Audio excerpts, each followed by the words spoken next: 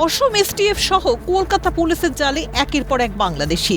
ভুয়ো আধার card, voter card উদ্ধারে যখন ব্যাপক শোরগোল, তখন মালদহের হরিশ্চন্দ্রপুর থেকে উঠে এলো বিস্ফোরক অভিযোগ।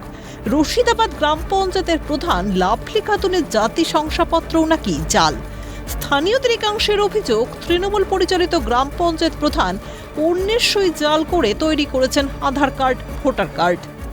রশিদাবাদ গ্রাম পঞ্চায়েতের যে প্রধান, তিনি কি কুশিদা বাগমারা গ্রামের মেয়ে? না, কোনোদিনও দেখেননি? না দেখিনি।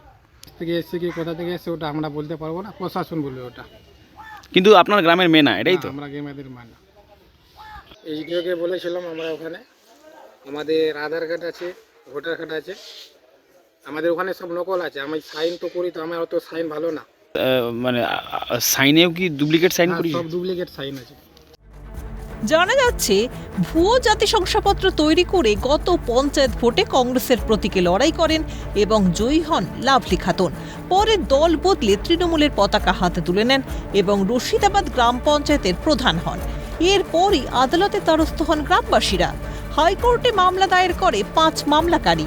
সেই মামলা এই মুহূর্তে বিচারপতি অমৃতা সিনহার ডিভিশন বেঞ্চে বিচারাধীন।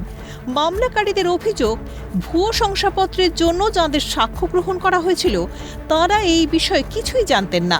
এমনকি শংসাপত্রে তার বাবার নামও জাল করা হয়েছে। বাবা হিসেবে যে ব্যক্তির নাম দেওয়া হয়েছে তার 2 ছেলে ও 1 মেয়ে রয়েছে। আর কি বাংলা কি লাভলি খাতুন মেয়ে, ওর কি নিজের মেয়ে হয় কি না আমরাও তো কিছু জানি না। আমরা জানি ওর 2টা ছেলে 1টা মেয়ে, আর আমাদের পেপার মিলেছে, আমরা এটাও জানি না। আপনারা জানতে চাননি যে কিভাবে আমাদের ডকুমেন্টে সাইন হয়ে গেল, আমাদেরকে সাক্ষীতে নাম দিয়ে দেওয়া হলো? ওটা জানতে চাইছিলাম।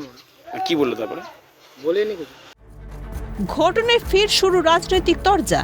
বিষয়টি যেহেতু আদালতের বিচারাধীন, তাই দলের তরফে কোনো মন্তব্য নয়। সুকৌশলে বিষয়টি এড়িয়ে গেছে স্থানীয় তৃণমূল নেতৃত্ব।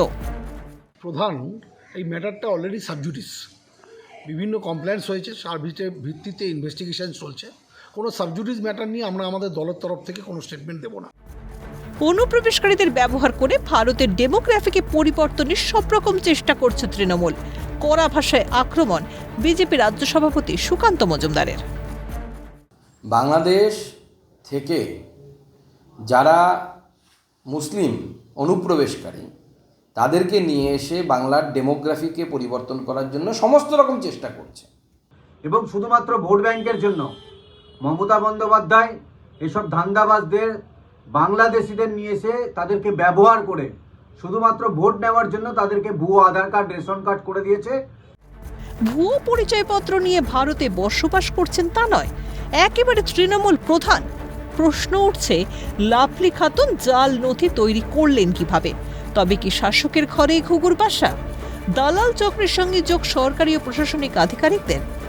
অভিষেক সাহার রিপোর্ট, ক্যালকাটা নিউজ।